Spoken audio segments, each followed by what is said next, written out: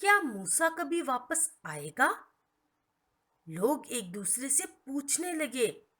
उसको पहाड़ पर चढ़े बहुत देर हो गई। एक दिन सब लोग जमा होकर हारून के पास गए और कहने लगे, हमें देवता बना दे जो हमारे आगे आगे चले और हमारी रहनुमाई करे। हमें पता नहीं कि मूसा के साथ क्या हुआ है और वो क्यों वापस नहीं आया।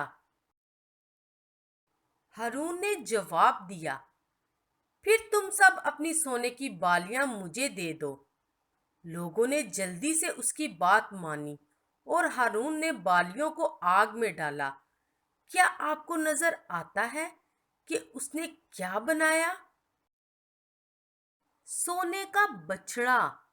आप जरा सोचें, क्या ये मुमकिन है कि हम अपने हाथों से अपने लिए एक खुदा को बनाएं?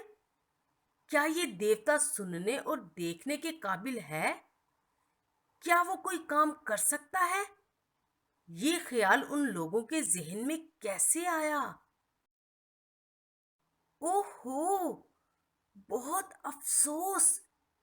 जब लोगों ने सोने का बछड़ा देखा तो वो खुशी से चिल्लाने लगे, देखो, ये हमारा खुदा है जो हमें मुल्के मिस्र से निकाल लाया। फिर हारून ने कुछ सोचकर एक मंसूबा बनाया। उसने एक कुर्बानगाह बनाई और ऐलान किया, कल खुदावन के लिए ईद होगी। क्या वो सचमुच सोचता था कि हम एक ही वक्त दो खुदाओं यानी एक देवता और सच्चे खुदा दोनों की इबादत कर सकते हैं? अगले दिन सुबह सवेरे लोगों ने उठकर सोने के बछड़े के सामने कुर्बानियां चढ़ाईं।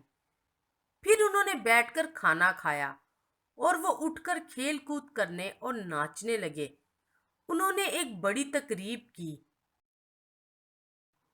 जब उस तरफ ये सब कुछ हो रहा था, खुदावन ने मूसा से कहा, तू नीचे जा, क्योंकि मैंने उन लोगों को बड़ा गुनाह करते हुए देख लिया है। अब मैं उन सबको हलाक कर दूंगा। फिर मूसा ने खुदावन से मिन्नत करके कहा, ए खुदावन, अगर आप ऐसा करें तो मिस्र के लोग क्या कहेंगे?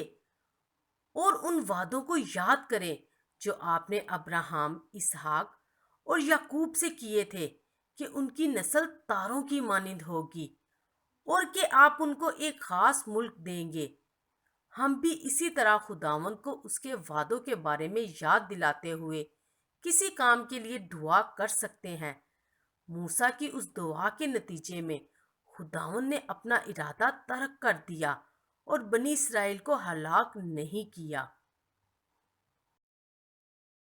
जब मूसा ने नीचे जाकर सोने का बुत देखा तो बड़े गुस्से से उसने वो दो तख्तियां जिन पर 10 काम लिखे हुए थे जमीन पर फेंक दी और वो टुकड़े टुकड़े हो गईं। फिर मूसा ने सोने के बछड़े को तोड़ डाला। मूसा ने हारून से पूछा, इन लोगों ने तुम्हारे साथ क्या किया कि तुमने इन्हें इतने बड़े गुनाह में फंसा दिया? हारून ने कहा, मुझ पर आपका गुस्सा ना भड़के। आप इन लोगों को जानते हैं कि वो बदी पर तुले रहते हैं और उनको पता नहीं था कि आप कहाँ हैं और क्यों नहीं आते। वो चाहते थे कि उनका ऐसा देवता हो जो उनके आगे आगे चले। इसलिए मैंने उनसे कहा कि जिसके पास सोने के जेवरात हैं वो मुझे दे, और उन्होंने खुशी से मुझे दे दिए। फिर मैंने उस सोने को आग में डाला और ये बछड़ा निकल पड़ा। हारून ने इसी तरह बताया जैसा कि वो लोगों को ये गुनाह करने से रोक नहीं सकता था, लेकिन हकीकत में उसने उन्हें रोकने की कोशिश भी नहीं की थी। उसके बाद मूसा ने खैमागाह के दरवाजे पर खड़े होकर लोगों से कहा, जो जो खुदावंद की तरफ है वो यहाँ मेरे पास आ जाए।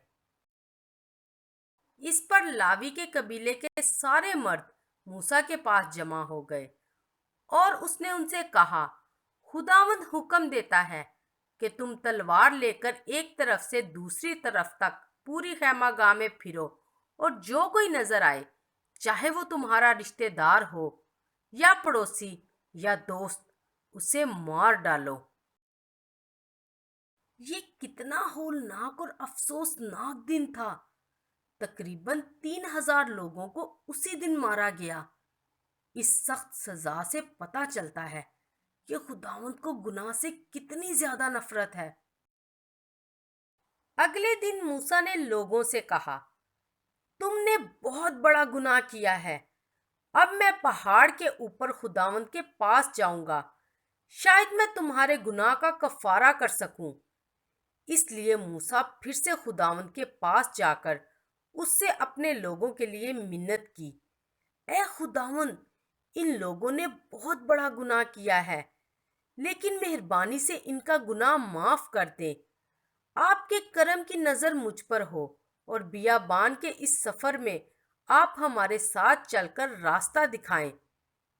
آپ بھی خداوند کے وعدے اسے یاد دلا کر اپنے گناہ کی معافی مانگ سکتے ہیں۔ کیا آپ کو معلوم ہے کہ آپ کے گناہوں کا کفارہ کرنے والا کون ہے؟ وہ یسوع مسیح ہے، جس نے گنہگار انسان کے لیے صلیب پر اپنی جان دے دی۔ اس کا مطلب ہے کہ اب خداوند کے ساتھ گنہگاروں کا تعلق بحال ہو سکتا ہے۔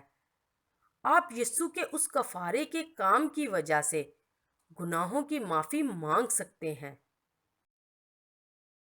خداوند رحم کرنے والا ہے۔ اس نے موسیٰ سے کہا، جو کچھ تو نے مجھ سے مانگا ہے میں کروں گا، کیونکہ تجھ پر میرے کرم کی نظر ہے۔ پھر اس نے ہدایت دی کہ پہلی تختیوں کی مانند پتھر کی 2 اور تختیاں تراش لینا، اور میں ان پر وہی الفاظ لکھ دوں گا جو پہلی تختیوں پر لکھے تھے، جن کو تو نے توڑ ڈالا۔ یوں خداوند نے بڑے رحم دکھاتے ہوئے اپنے لوگوں کے ساتھ اپنا عہد بحال کر دیا۔